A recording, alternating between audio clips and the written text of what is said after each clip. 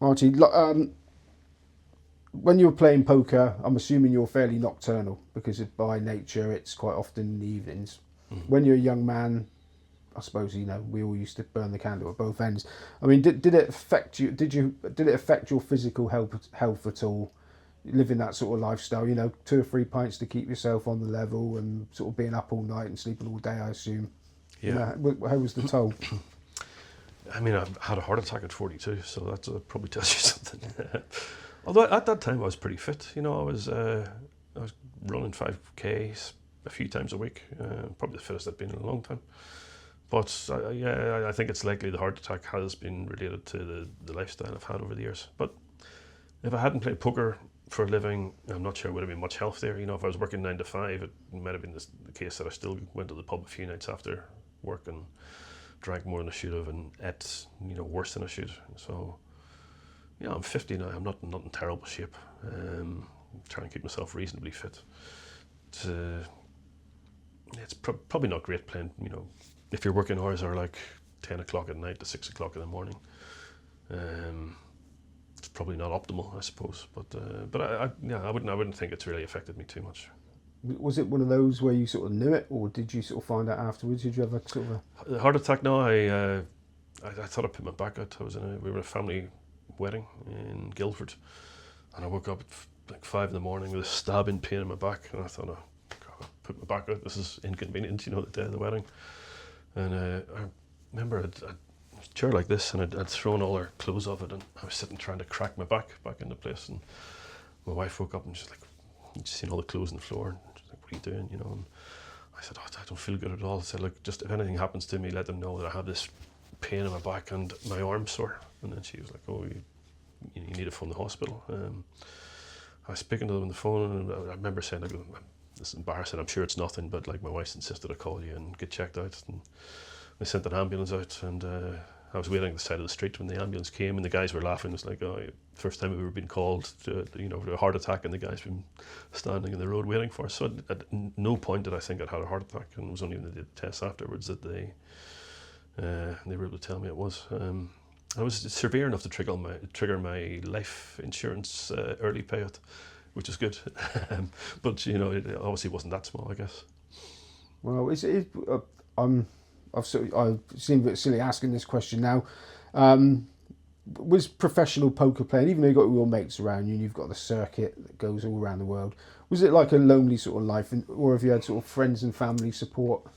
Yeah, I mean, the opposite. It was probably isn't the case now. I've just over the last couple of years, I've started playing a few poker tournaments, and I turn up and I don't recognise anyone. But back then, if we went to Vegas, there'd be like 30 Irish guys that I knew well, and 30 English guys, and a very active social scene. It was really good fun. So yeah, might sound, obviously a lot of the time I was playing online, or just in my attic upstairs playing from 10 o'clock at night through to 5, 6, 7 in the morning. But I mean, that's like any job. I certainly wouldn't say it was a lonely experience for me. No, but is that the bread and butter still? I mean, would you go online and think, right, there's some easy pickings here? No, that's I kind of packed poker in 2010, and people thought I was crazy because a few years before that I'd won everything going, and I definitely was good enough to still win in 2010. But I could see that the standard was getting better every year, and while I'd had the success in live events, I couldn't beat the online cash games I'd be playing in. So I was thinking maybe I could move down and play 1-2 or 2-4, and I might still have an edge. But how much of an edge do you have? There's no point doing this and taking on the swings if you're just going to make as the same sort of salary that you can make driving a taxi. And at the same time, I was getting better. I'd get into sports betting, and I discovered a couple of edges with football and horse racing mostly, and that was going this way, and poker was going that way. And I'd had a great time traveling around the world and had all these great experiences, but you get a bit bored with that after a while, especially when you have a bad year when you don't cash in anything. It's great fun playing these events when you're winning. It's not so much fun when you're busting before the money 9 times out of 10. So can't remember what you asked me now. I've probably gone off on a tangent. Just about support from friends and family. But I mean, you've won millions in the plural. I haven't. If you look at my Hendon Mob record, it'll say I won 4 million. Typically, I would have like had swaps or sold shares with people. Yeah. I was sponsored by Boys, and they had a percentage, so I would generally get about half what I won. The dollar at the time was worth about 50p.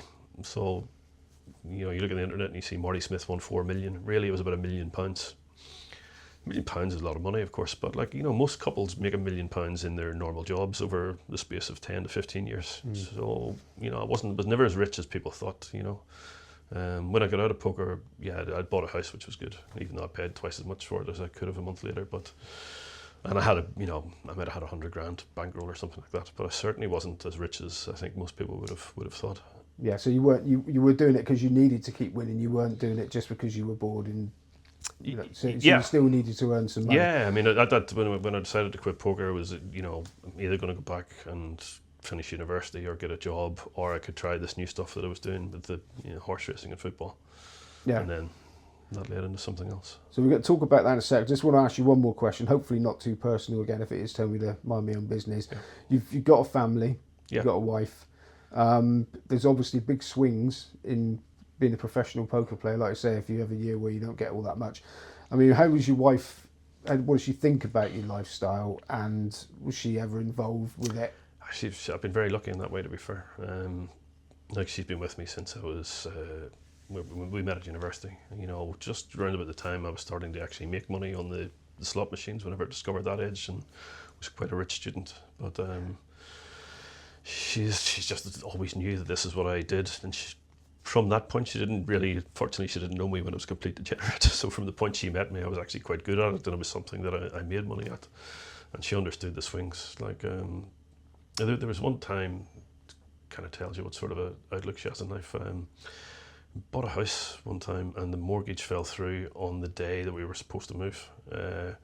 We had all our stuff packed up in a lorry outside. The people whose house we were moving into had already moved out, and the people who were moving into our house were ready to arrive at that afternoon. And the personal assistant or secretary of the guy who I got the mortgage through called me and said, "Look, bad news. They're not giving you the mortgage anymore. They're saying because you don't have any taxable income, they can't sign it off." I was right. I was just half asleep, and I remember saying, "Okay, so what do we do?"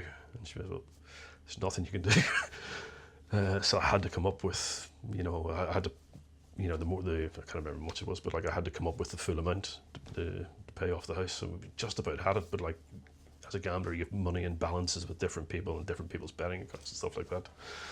So in the space of an hour, we had to scrape, I can't remember, 150 grand together. So my dad was able to help out with that. He had a bit of money in savings that he was able to wire to me, and we managed to get it together. But it left me with nothing, not nothing, but certainly I didn't have much of a bankroll to work with. And I remember my wife saying, "Look, let's get this out of the way, and then we'll just sell the house and rent, and we'll put the money back into gambling." She was fully on board with that. She understood and trusted the process to the point where it was like, yeah, let's sell the house, risk everything, and I know you're good at this, and we'll recover. So probably not many wives would be that okay with it, So I've always been very lucky that way. So you mentioned intriguingly horse racing and football. So you are a successful gambler, not just a world-class poker player. So can you tell us much about? It wasn't really anything smart with either of them. Most people lose, don't they? Yeah, but I know nothing about horse racing either, and not that much about football. I think what I've always been good at is spotting an edge. I remember walking past a Ladbroke shop one time about 10 years ago, and they had an offer in the window, and it was I can't remember, Man United enhanced from 1 to 2 to even money. I thought, okay, there must be a catch here. And there wasn't a catch. The catch was you had to do a minimum of 5 teams. So they're thinking, okay, they maybe get the edge back on the other 5 teams that people are betting. And that's probably the case for most people. But I'm thinking, okay, well, if you just very quickly, I was able to see this is, I seen that offer and it was like, okay, this is going to make me a lot of money over the next year, until they stop doing it, because you just pick 4 other teams that are the same price as Betfair. You put them into loads of multiples. You pay a couple of guys to run around shops doing this. And probably a lot of people, Neil Channing had to walk past that shop and seen the same thing. Instantly he would know, okay, this is something that I can exploit and make a lot of money from, and here's how I'm going to do it. I think that's always something I've been good at, and that's really what the horse racing thing was. I I can tell you this now because it doesn't really work anymore. Not does work, but not as well. And it was just taking horses that were same price with bookies as they were in Betfair, but you're getting the best odds guarantee, which means you're on average getting a bigger price. Putting them into lucky 15s where you got a bonus for one winner and you get a bonus for 4 winners. And I just, scribbled down on the back of a napkin in a bar in Belfast when I was talking to my friend, and did the calculations and worked out what the actual edge was on a lucky 15 just with neutral selections. And depending on the prices, it worked out, and depending on the bonuses, it worked out somewhere between like 10-15%. So, from that point, it was just, right, how can we scale up? How much money can we get on this? We're going to make 10-15% long term.